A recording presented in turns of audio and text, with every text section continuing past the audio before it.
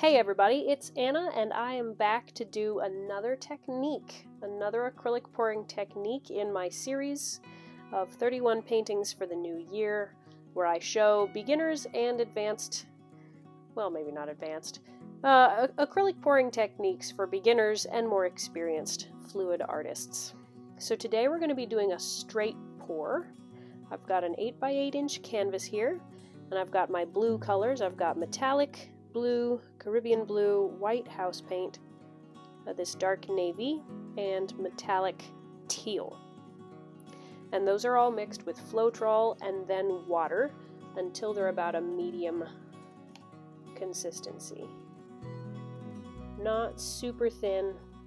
You can do straight pours with really thin paint, but I prefer them with more of a medium to medium thin consistency to keep some of your colors intact so they don't blend too much.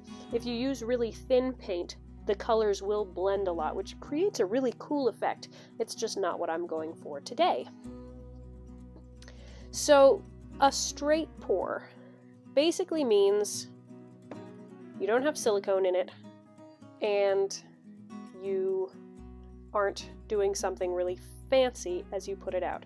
So a tree ring pour is essentially a straight pour that spirals. A ribbon pour is essentially a straight pour that kind of goes all over the place. So there are straight pours where it's basically straight into one spot and you just pour it all out. There's wandering straight pours where you kind of start in one spot and then you kind of move, and maybe you move a little bit. And there might be a straight pour that kind of turns into a ribbon pour or a tree ring pour. Anyway, straight pour just means you got paint either layered in a cup or in a split cup where there's different compartments, no silicone, and you're putting it out. So I'm going to show you basically a straight one spot with a little bit of movement, a little bit of wandering. So that's what I've got today. So, I'm going to layer up my paint.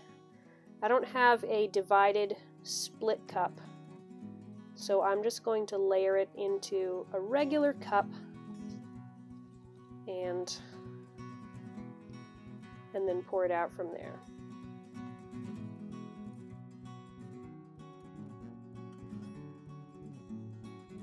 I need about 4 to 4.5 ounces for this 8-inch canvas.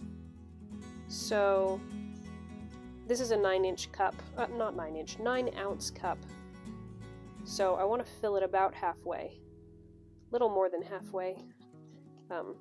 Just since it's bigger at the top than at the bottom, it's going to look more than half filled, which should be about 2 layers of each color.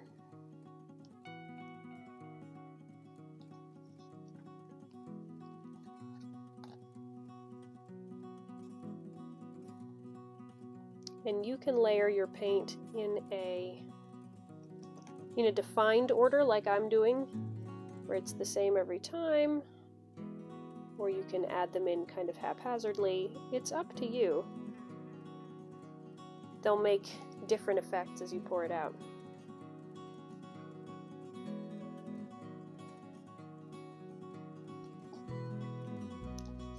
Okay, I'm almost to the halfway point, so whoops. That went out fast. So I think one more small layer here. Just a little bit of each color.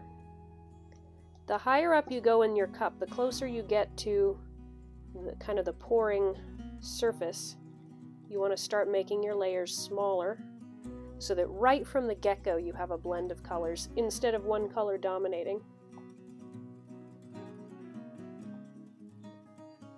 That's for things like a straight pour, a tree ring pour, a ribbon pour. It's less important when there's silicone in it, but still something to think about.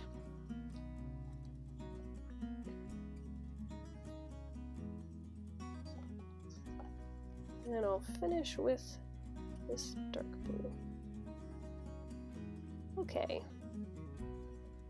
So I got my half a cup of paint, which should be right around 4 to 4.5 ounces. Now it's time to pour it out. Okay, so I'm going to start, because I think I will be meandering some, I'm going to start here in this, not quite in the center, I'm going to start here, and then I'll move it a bit as needed.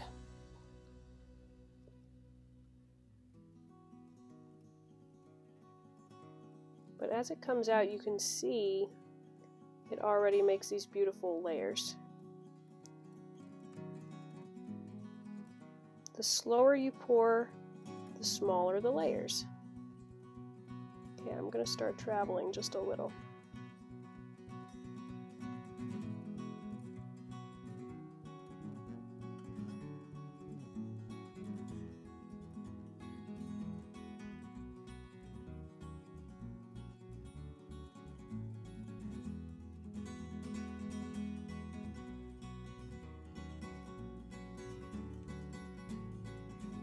Oops. Now I'm pouring faster. I actually turned the cup because the more interesting side was the underneath side.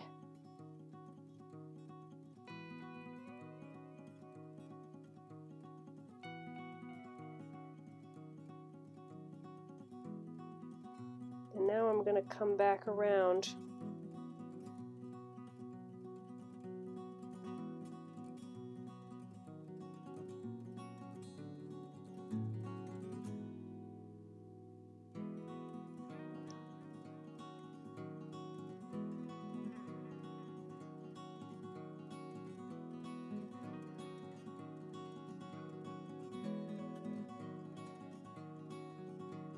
You can kind of see which colors are coming out of the front or the back of your cup and adjust the placement of your hand accordingly.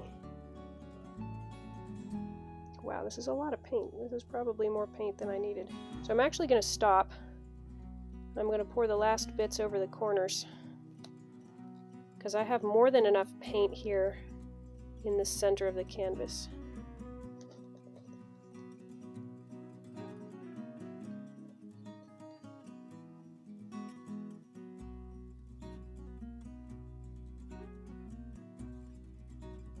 And there's no silicone in this, but there are some cells forming just from the paint rubbing together, especially paint mixed with Floetrol. As it rubs together, you will often get some cell reaction. Very, very cool. Okay, this is the messy part. Let me put on my gloves. Okay. So now it's time to tilt it. So you just kind of get the paint moving, make sure that it's all moving as one layer.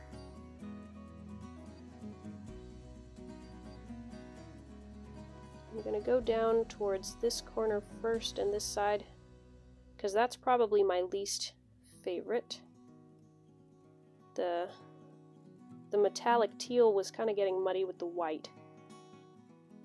Okay, turn it around so that you've got a good view. Okay, so you kind of watch where the paint is moving the fastest. That's where you have what's called the weight of the paint. And you try to bring that back to the middle. Look at those cells popping up. No silicone in here.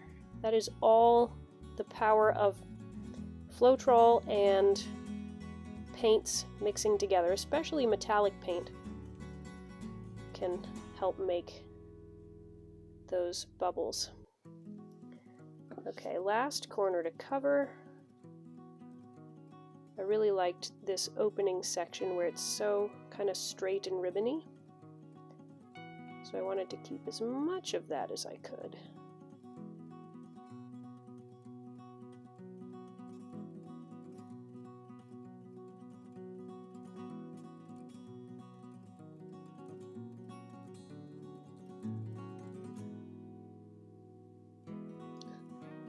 Okay, so now the next thing is for me to get my layout.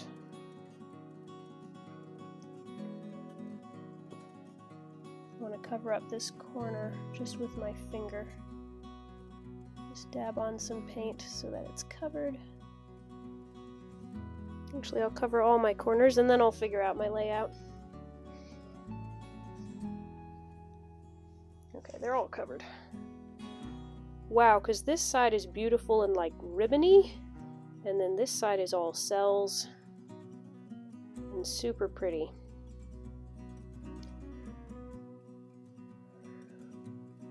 As I'm looking at this, there's kind of an edge here where one pass ended and another began, and I don't love that. So I'm going to tilt off, like right here, how this corner is kind of different. I'd love for this other area to stretch a little bit further towards the corner. So I'm just going to carefully, once all your corners are covered, you want to watch and make sure you're not distorting your cells too much as you continue to stretch. So just carefully back and forth. Get it down to where it'll cover that edge. And then that edge a bit. Okay. Oh yeah. My goodness, yes.